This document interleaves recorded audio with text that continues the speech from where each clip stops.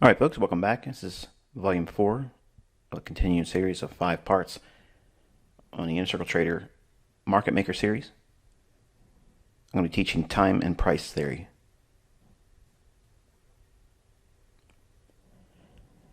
All right, keeping in sync with our present market conditions and what has transpired this week in pound dollar. No better way to learn how to do something than to apply it to a chart that's actually trading and you watch unfold this week.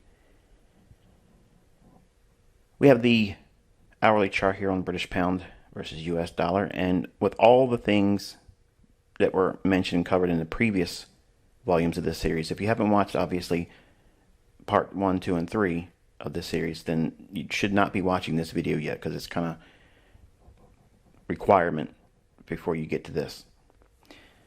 But the backdrop behind it is we've had S&P diversions down here. We've cleared out daily sell stops, so we've accumulated. We have a market maker buy model underway, and if that's what you're expecting and your analysis leads to a run above these relative equal highs and above the original consolidation here in the market maker buy model, let's incorporate the elements of time and price. So now I have the daily dividers on, and how I did this, in case you're wondering if you're new, all I did was create a vertical line and dropped it on the 0, 0 level on the time axis down here. That's going to be midnight New York time. If you have your time, it's important that you have your chart set to New York local time. That'll make understanding what I teach easy to follow along because your charts will look like mine, and also you'll be looking at it through the lens of the algorithm. So New York midnight time is delineated each day. So we're looking at obviously today's trading in Friday, Thursday's trading, Wednesday's trading, Tuesday, and then finally Monday's trading of this week. Now when you're looking at this, go back and look at your notes, and we've outlined how this week of trading, July 26, 2021 to July 30th, 2021, was bullish for pound dollar. I made the case for it, why it was bullish. I pointed to where it was going to go, how it was going to trade there, and we have it here now in hindsight. So if you look at each individual day as 1/5 of the weekly range, each of these days have specific characteristics that are repeating in nature. Now, they're not always exactly the same each week, but what I'm going to teach you here, I've covered in other lessons in this YouTube channel.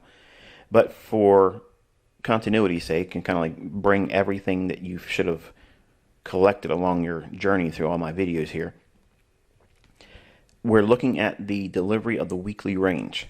And if we're bullish, the expectation is that there's a 70% chance that the low of the week is going to form on Monday, Tuesday, or by Wednesday's New York session.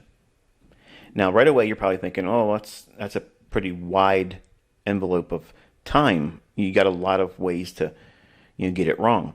Well, consider what we have here. We have Monday's trading. We're already in a consolidation, and we left the consolidation. So is it likely to come back down and go below this low here when it's already taken out a low there? Remember what I've taught you so far in this series.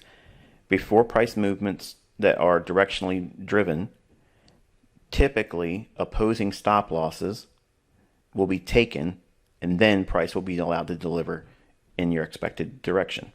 In layman's terms, if you're bullish, look for swing lows to get traded below, and then it starts to move higher. Short-term low, trades below it, and then it starts to trade higher. Okay. Each day of this week was predominantly bullish until we get to Friday. Obviously, that ends the week. So if we look at a open, high, low, close perspective of the week, we see the week opening here. Small little movement lower, creating the low of the week on Monday, a retracement and a buying opportunity on Tuesday, a retracement and buying opportunity on Wednesday, and then Thursday creating a short-term high of the week, and then Friday we went just above the Thursday high, but not by much. And then we traded off the high, and we're probably going to close anywhere between 139.20 and 139 big figure. Okay, so going back to what I mentioned here and what I've taught in other lessons on this YouTube channel is that we want to be buying on Monday, Tuesday, and at the best case scenario, if we missed buying opportunities on Monday and Tuesday, we want to try to buy on Wednesday in the New York session. Okay, but we'll talk more about other things that were factors this week as we go into the series in part 5. But for now, I want to bring in the opening price each day here at midnight. So we have this opening price here, extended out in time. How far is this going out? It's just showing till 10 a.m. You can take it out to 11 a.m., which basically is the heart of London close.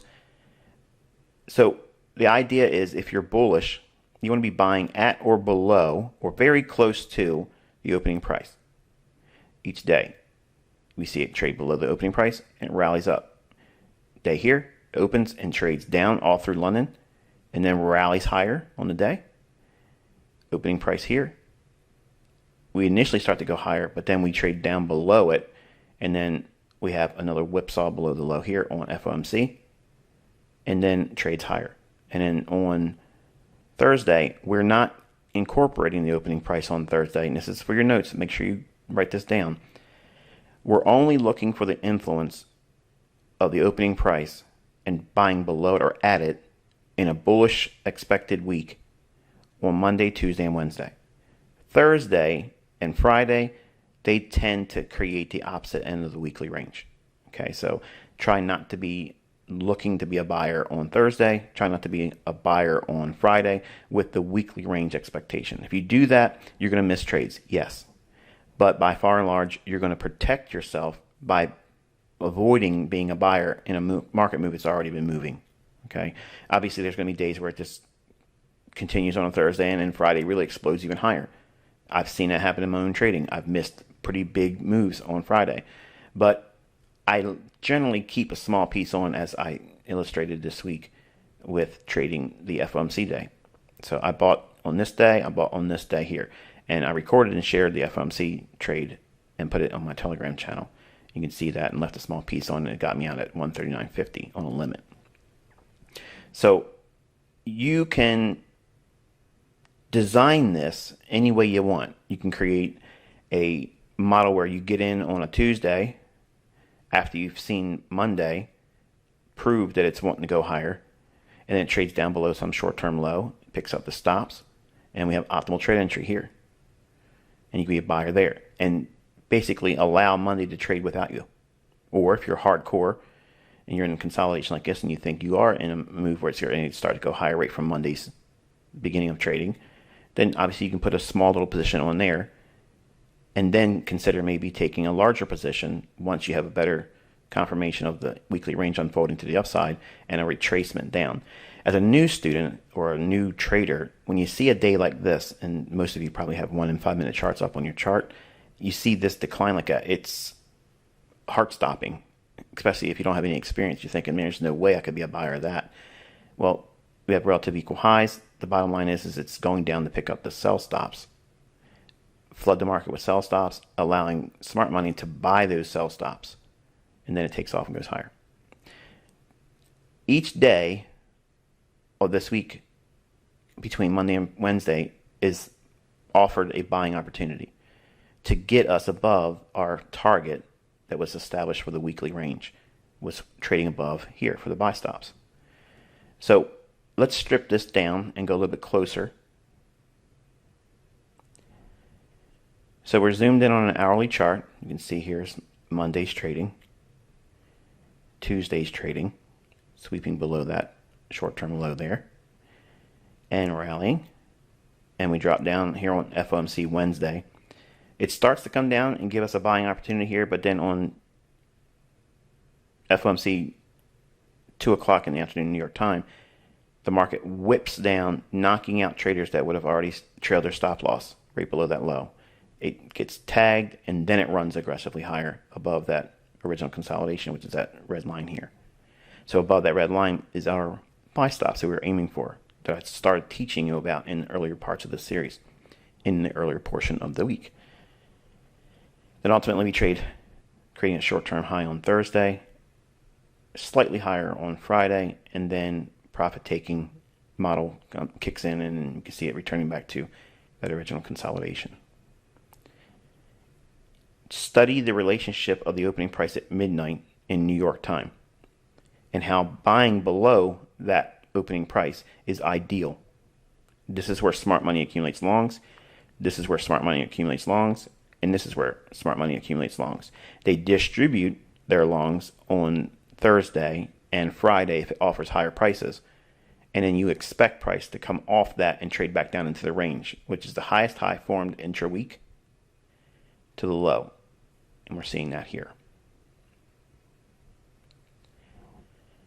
Now, if you look at it on a 15-minute time frame, I'm going to incorporate day of week and time of day. Here's that opening price at midnight. The market trades down, creating the low in London, rallies, comes back down in for an optimal trade entry. If you don't know what an optimal trade entry is, there is lots of videos on this YouTube channel that you can study and find out what that is. It's a really simple pattern, repeats all the time. So it creates an optimal trade entry right there. You can be a buyer there, and then trades back down again. We have a short-term low here and a short-term low here. And this low is during New York Open. So short-term low here to high, down in, and taking out a short-term low. What's occurring? They're taking out short-term stops right below here and optimal trade entry. Rallies in New York and continues higher. The next day, the market trades back down into the range that was established in the previous day. This right here is the reason why most of the time I'm leaving Monday's trading to everyone else. Because if I establish a long here and it starts to rally up, I may make the mistake of trailing my stop loss up to here, and then they take it on Tuesday, and then I got to go back in and reposition myself. So I want to study on Monday what they do, and then on Tuesday, generally that's my action day. And you can see there's a lot more animation in price on Tuesday, but look what they do. They drop it down into London, creating the low of the day, taking out this short-term low again the previous day. And if you look at the low to high, you're getting optimal trade entry there. The key is OTE, or optimal trade entry, is associated with time of day, a kill zone. These little hyphenated segments of annotation on the charts, London is delineated by 2 a.m. to 5 a.m. New York time. So again, if you're setting your time on TradingView to local New York time, always set it to that. No matter what location you are around the world, always look at TradingView through the lens of New York, period. If you do that, everything I teach you will make perfect sense. You won't be confused. But London kill zone is 2 o'clock in the morning to 5 a.m. New York is 7 a.m. to 10 a.m. And if you want to use the New York session time, not the New York kill zone, the New York session time is 8:30 in the morning to 11 a.m. New York time. But each turning point that occurs at these kill zones sets up a really nice run in price. See that little short-term low right there? It trades down below it and then takes off. So we're seeing this element of time, which is also associated with the day of the week, because day of the week is still an element of time. It's a calendar reference point to time. It's a block of time that we call Monday, Tuesday, Wednesday, and so forth. So the element of time and price is important because you need to focus and expect your analysis to be rooted on the first element, which is time. The markets will not generally give you setups that pan out between these two windows. There'll be a quiet little period, even though we have a nice run in here. Sometimes that will occur. Most of the time, it won't be like that. It'll be consolidation. And then after London close, you get these consolidations like this. This is like dead time. Again, same here, dead time. Same here, dead time. So we're looking to engage, if we're bullish, like we were teaching in this series, pound dollars bullish, Monday creates the low of the week. Tuesday creates a buying opportunity. New York on Wednesday. Nice buying opportunity, but you have to have a wide stop. And if you get stopped out here, you can use obviously other approaches to getting involved with the marketplace with FOMC. But I'm going to teach you and remind you that you should not be trying to trade FOMC if you're a developing student, because it's too much of a whipsaw and you're going to get caught up with the short-term volatility, and you're going to be more paralyzed by fear, even with a demo account, and left confused than that of if you just simply study it from the sidelines and don't engage it at all. Okay? But the element of time is the first crucial factor to reading price. Price, when it gets to these levels that we look for below the opening price, okay, what price is important below the opening price? What time of day during London Open? These are buying opportunities here. This low, trading below this low, is a reference in terms of price. By itself doesn't mean anything. Sometimes you can see a short-term low like this. We have these lows here, all three of them. 1, 2, 3. Look at this. We went down below it.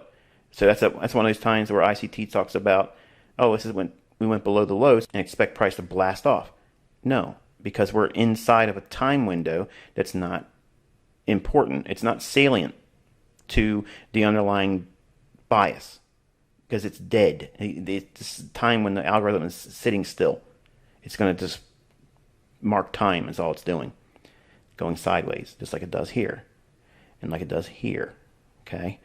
So the element of time is crucial because that's when the market will start to spool. That means the market will start unraveling in one direction or another, just start shooting off into a specific direction, aiming for a particular price. But when you're looking for price to behave a certain way, it needs to be inside of one of these kill zones for the highest probability. After London close each day, you should train yourself to anticipate consolidation, unless we get something like FOMC days, which is obviously, this is something that is not an every week instance. But you need to be looking at your economic calendar, because if you don't, you'll be caught off guard with these types of events, and you either want to be protecting yourself by not being in the marketplace or taking a considerable amount of your position off ahead of it, so that way if it does reverse on you, you've paid yourself. But time is the first element. Keying up on Monday, Tuesday, or Wednesday for your trading. Now, if this was a bearish week, same thing, we'd be expecting a high to form on Monday, Tuesday, or Wednesday by New York session. But after Wednesday's New York session, probabilities start to fall off precipitously about catching shorts or trying to nail the high of the day when you're in bearish market environments. This week, we're going to stick with the narrative that we've outlined initially, is that this week was bullish. We've outlined why. I gave you examples on Telegram, and I showed you the fruits of it using this information. This little exclamation point is just highlighting the release of FOMC data. Okay, so this is 2 o'clock in the afternoon, New York time. Expect the volatility, and even though we had the run below these lows here and started to rally up, this is classic FOMC. This is exactly what non-farm payroll does generally too.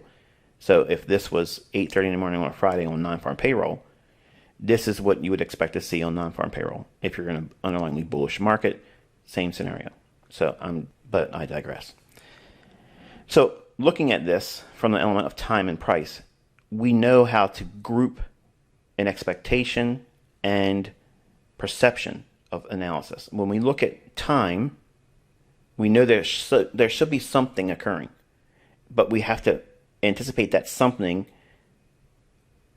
rooting it to the bias. What's the bias? Do we think the weekly range is going to be higher or lower? We don't care about that weekly closing price. I don't care where it's going to close. Where's the volatility going to send price? Mostly higher or mostly lower over the course of the days of this week? If I'm thinking bullish, I'm going to be focusing on Monday, Tuesday, and Wednesday, because I know the algorithm generally presents the really choice setups, if it's bullish, to be a buyer on Monday, Tuesday, and or Wednesday, but by Wednesday's New York session. Now, because Wednesday had a high volatility news driver with FOMC at 2 o'clock in the afternoon, that gives us a little bit more energy likely after 2 o'clock on FOMC's release. And we see that happen here. And it rolls over into Thursday's trading and so on. But knowing where you should be trying to buy, if you're bullish, you're trying to get below the opening price at midnight. That's a threshold that makes your trade higher in probability. Doesn't guarantee profitability. It just means it's higher probability that you're buying a really cheap market. And you're buying it when smart money buys it. You're looking at prices that trade either to an optimal trade entry, to an order block, or runs out stops. If we're bullish, when you're trading your plan, okay, you have to have a plan, right? The plan is every time you create a short-term low, notice to see if it does a run below that while you're bullish inside of one of these kill zones. Relative equal lows, you see that? You trade down below that in London and below the opening price by itself, that's a buy. Now, you probably won't trust that because you want to have indicators, you want to have moving averages, you want to have all these other things that you put your faith in.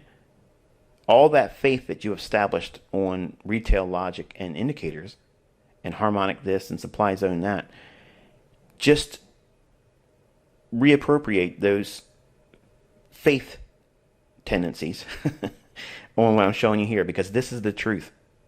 It's not about me, okay? It's not true because Michael says it. It's true because this is the truth.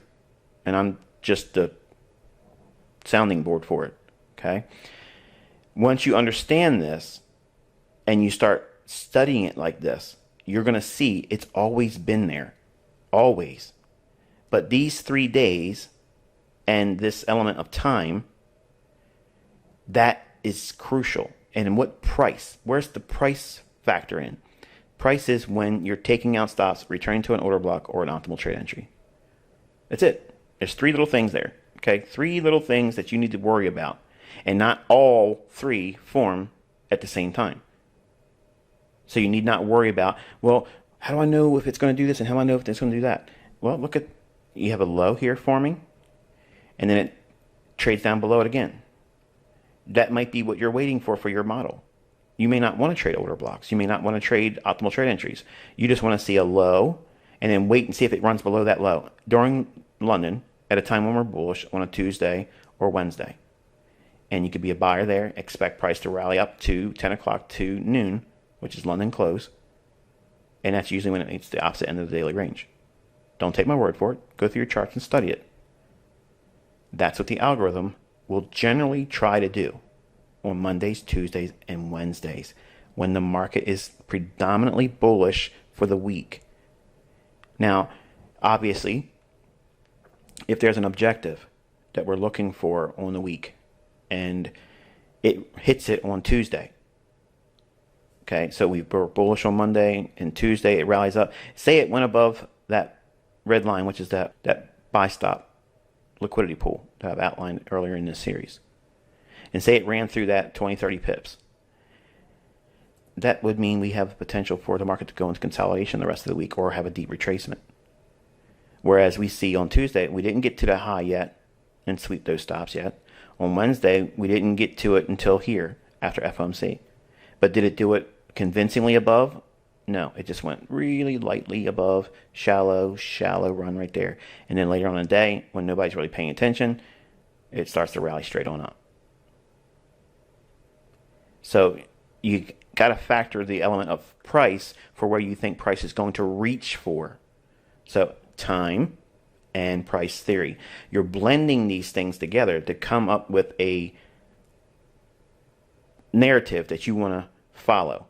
And you want to see if price is sticking to that narrative that you've outlined, or scenario, I guess it would be a better analogy. You're creating a scenario where you think, based on these times of the day and these days of the week, and the logic that this market's likely to go higher, to where that weekly buy stop liquidity pool I've outlined in this series that we've been harping on every time we've had a video.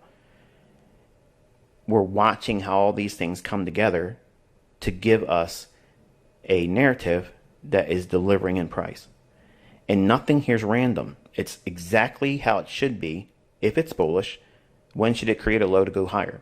In one of these, if not all of them, London and New York kill zones.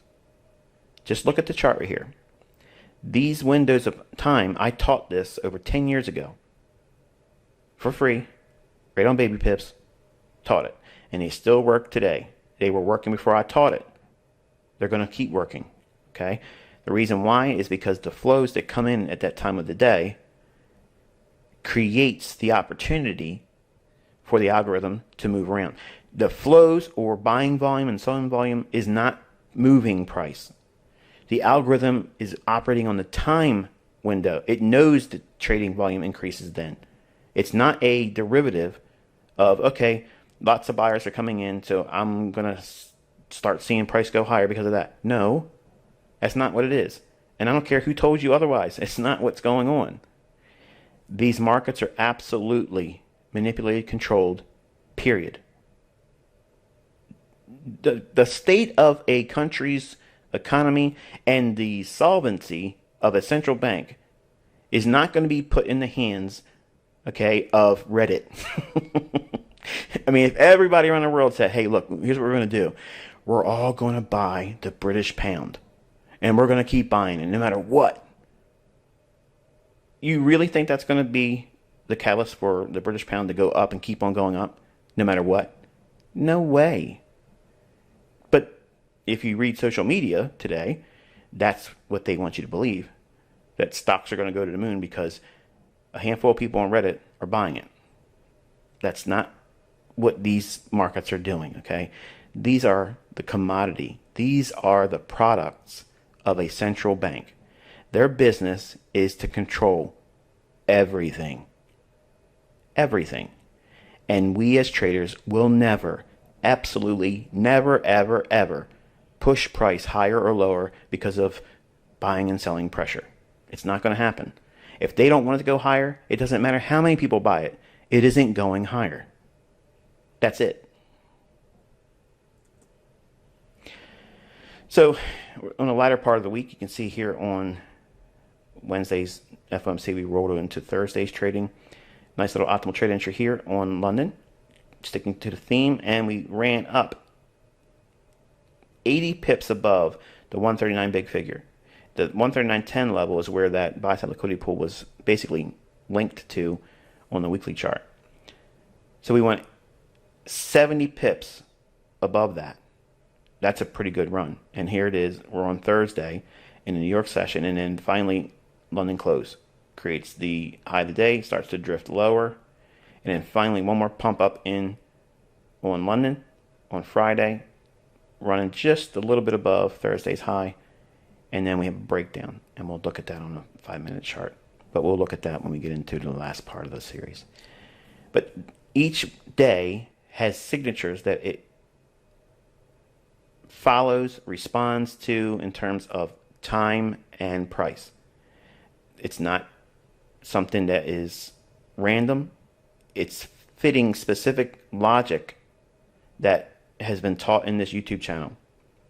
I can't take over 100 some different videos and compress it into one video and say, this is all the moving parts all at one time, but everything I'm showing you here has been amplified in other teachings, introduced obviously in teachings, and also shown by example.